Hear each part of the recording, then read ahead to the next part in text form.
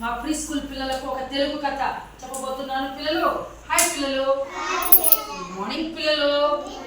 ఆ పిల్లలు ఇప్పుడు నేను చెప్పబోయే కథ పేరు కోడి కుందేలు.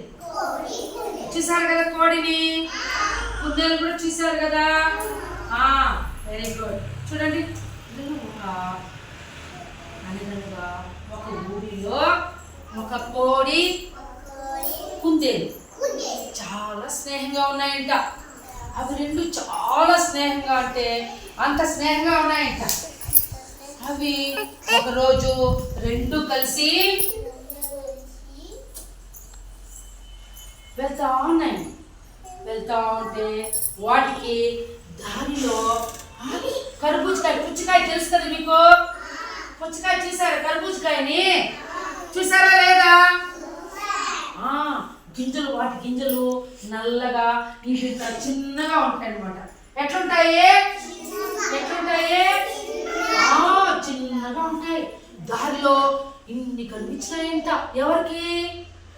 కోడికి కుందేలు ఇన్ని గింజలు కనిపించినాయంట కింద. అప్పుడు వెంటనే కింద చూస్తే పుచ్చకాయ గింజలు అని చెప్పి ఏం చేసింది కోడి? కూర్చొని ఫాస్ట్గా ఇట్లా కూర్చొని కాదండి, కూర్చుంటుందా? ఎట్లుంటుంది అది? తినేసిందంట. ఎవరు?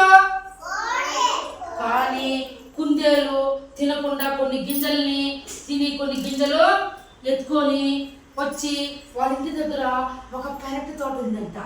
మనకి ఇప్పుడు పూల తోట, కాయగూరల తోట ఉంది కదా, అట్లా ఆ పెరటి తోటలోకి వచ్చి కుందేలు కొన్ని మిగిలించుకొని వచ్చింది కదా గింజలు.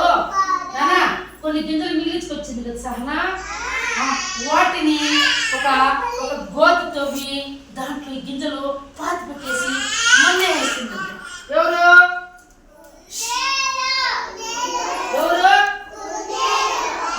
పాతి పెట్టిందంట. ఆ రోజు రాత్రి వాన జోతో వచ్చిందంట. వాన వస్తే సరే అంటే 2 రోజుల తర్వాత కుందేలు పెరటి తోటలో నాటింది కదా కర్బూజ గింజలు, పుచ్చకాయ గింజలు ఏమైనాయో చూద్దామని పోయి చూసిందంట. చూస్తే చిన్న చిన్న మొలకలు వచ్చేసినాయంట. పుచ్చకాయ గింజలు మొలకలు బాగా నీళ్ళు మొలకలు వచ్చేసినాయంట. దీనికి కుందేలుకి సంతోషం అయిపోయిందంట. ఆ రోజు నేను కోడి తినేస్తే కూడా నేను కొన్ని తిని కొన్ని భద్రంగా దాచుకొని ఎత్తుకొచ్చి పెరట్లో నాటి పెట్టడం వల్ల గొంతు తవ్వి వర్షానికి 2 రోజుల తర్వాత బాగా మొలకలు వచ్చేసినాయంట. అప్పుడు రోజు కోడికి చెప్పిందంట కుందేలు, చూడు ఆ రోజు నువ్వు అన్ని గింజలు పుచ్చకాయ గింజలు తినేసినావు, కానీ నేను కొన్ని తిని కొన్ని పాతి పెట్టినాను. అందువల్ల ఇప్పుడు ఏమైంది? మొలకలు వచ్చినాయి. రోజు కుందేలు నీళ్ళు తెచ్చేదంట. ఆ చెట్లకి మొలకలు పోసేదంట. మొలకలు చిన్న చిన్నవి పెద్దవి చెట్లయినాయి. రోజు నీళ్ళు పోసేదంట. బాగా ఎండకి చెట్లు ఎండ కూడా తగలాలి కదా, నీళ్ళు ఉంటే కాదు, ఎండ కూడా బాగా తగలాలి. అట్లా ఎండకి బాగా నీళ్లు పోయడం వల్ల పెద్ద చెట్లు అయిపోయినాయంట. పెద్దవైపోయి దాంట్లో పూలు కాసినాయంట. ఆ తర్వాత చిన్న మొగ్గలు వేసినాయంట. మొగ్గలు కాయలు అయిపోయినాయంట. కాయలు పెద్దవైపోయినాయంట. ఇంతంత అయిపోయినాయంట. ఏవి? పుచ్చకాయలు పెద్దవైపోయినాయంట. అప్పుడు కుందేలు కోడిని పిలిచి, చూస్తువా ఆ రోజు నువ్వేమో తినేస్తుంది, నేనేమో మిగిలిచ్చి పెరట్లో నాటి పెట్టి రోజు నీళ్ళు పోస్తే పెద్దవైనాయా లేదా? పెద్దవై కాయ కాసినాయి కదా. కాబట్టి రా మనం ఇద్దరు తిందామని కోడిని పిలిచి కుందేలు ఏం చేసింది? కోసి బాగా కడుపులో తిన్నాయంట.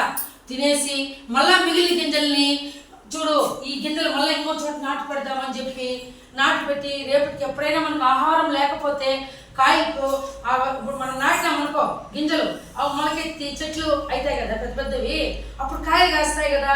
మనం ఇద్దరు హ్యాపీగా తినొచ్చు. ఆకులి మనం ఆహారం కోసము ఎతికే పని లేదని చెప్పడం వల్ల కోడి అవును ఆ రోజు నువ్వు చెప్పింది మంచి పని ఇది, ఇప్పుడు నిజుడు ఆ రోజు అన్నీ తినేసినాను, నీ మాట తింటే ఇంకా ఎక్కువ మొలకలు వచ్చింటాయి నాటింటే అని చెప్పి, సరే నువ్వు ఎట్లా చెప్తే అట్లానని అవి రెండు కలిసి ఆ రోజు నుంచి ఉండే వాటిని గింజలు కొన్ని కాయలు కోసి తిని మిగిలిన గింజల్ని అక్కడెక్కడ గింజలు నాటి పెట్టినాయంట.